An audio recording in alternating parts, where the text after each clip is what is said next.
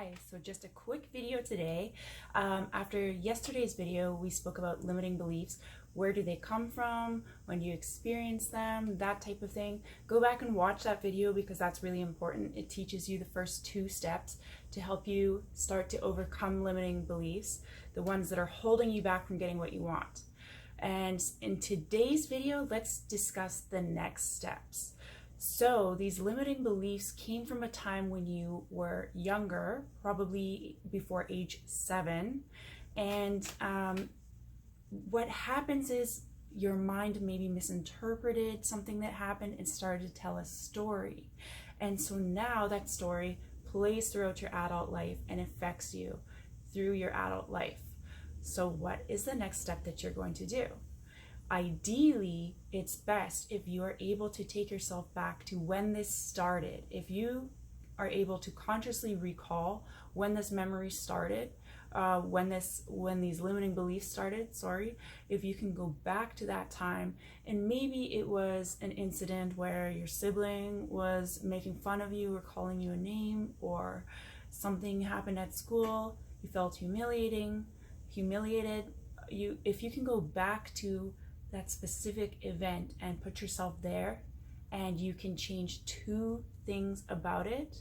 I know this sounds kind of crazy and far-fetched, but this is amazing how it works. If you can change these 2 things about it, it's going to have a ripple effect in your current situation as well as your future. So what are those 2 things that you have to change about the past? Now, I know everyone says you can't change the past, and that's absolutely true. You cannot change the past. However, you can change how you think about it, and you can change how you feel about it. And if you can change those 2 things, then you can change everything. But if you can't change those 2 things, then you can't change anything. So, how do you change those 2 things? Let's say that you have a specific event in mind when maybe someone was calling your name and you were younger, and it hurt your feelings. And of course that hurts your feelings. So always justify your feelings. You had every right to feel that way. In emotions and feelings, that's something we will get into at a later point, because that deserves like a long segment. That's so important. But never judge your feelings. Always give yourself permission to feel those feelings, and just be the observer of what's coming up. So no judgment. And so to change your thinking about that incident, you need to ask yourself, and I know these might sound a little far-fetched, but these are so powerful. You need to first change your thinking by asking yourself, what was this here to teach me, this incident? What was this here to teach me? And by doing this, you are literally flipping the switch in your mind from victim to victorious, to winner. Winning mindset always thinks of solutions. How do I become better? How do I learn and grow because of this? So you want to switch into a winning mindset, and you ask, what was this here to teach me? And how can I grow and improve because of it? As tough as that situation was, as hurtful as it may have been, you want to find a way that it was there to teach you something. A skill, it was teach you to stand up for yourself, teaching you something. Then once you have gotten that, and it's up to you to create that answer, I want you to understand that's up to you. That's the new story that you are creating. The second thing that you're going to do is you're going to ask, how did I benefit because of this? And again, I know that sounds crazy when you think of a hard time. How do you benefit from hard times?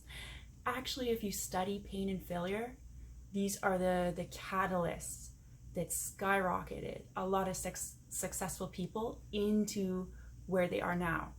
That this pushed them so much, the pain and the fear of failure and all these things caused them to push themselves further and harder, because they had been in this other situation first. So asking yourself, how do I benefit because of this? Really, whenever there's a tough time or a situation, you have to look at it differently, and so you think about it differently, but you have to also make sure you're changing your feelings on it. So when you're looking back at this incident that created these feelings of unworthiness or I'm not good enough, or whatever that story is for you. If you can go back to the situation of an event that hurt your feelings, it doesn't even have to be the initial event. If it's just an early event that hurt your feelings, if you can go back to that time and see it differently and say, what was this here to teach me? And how did I benefit because of this? If you can do those two things, what happens is your subconscious mind is going to start to rewrite that story. And instead of seeing yourself as the victim that got hurt in this story, now it's going to rewrite the story as you are victorious because of it. You became better because of it. That this story helped make you a better person, helped make you who you are today, a better, newer, improved version of yourself. So your subconscious mind, it's like it's updating the software internally, and now it's going to ripple forward throughout the rest of your life. As long as you really feel that, you feel that you benefited, you feel that you learned and you became better because of that situation. And of course, apply forgiveness too. We can get into that in another video. Do those two things and watch how you get tremendous results. Now you have to do the work, and I know that this will work. Comment below what is some sort of silver lining that you have benefited from in your life, and let me know in the comments below. In tomorrow's video, we're going to talk about why is it that visualizing and manifesting and mantras, affirmations, they're not working for you. That you visualize what you want, you repeat these affirmations over and over again, they're not getting results for you. And how can you make those more effective? I will let you know in tomorrow's video. I'll see you then. Thanks for watching.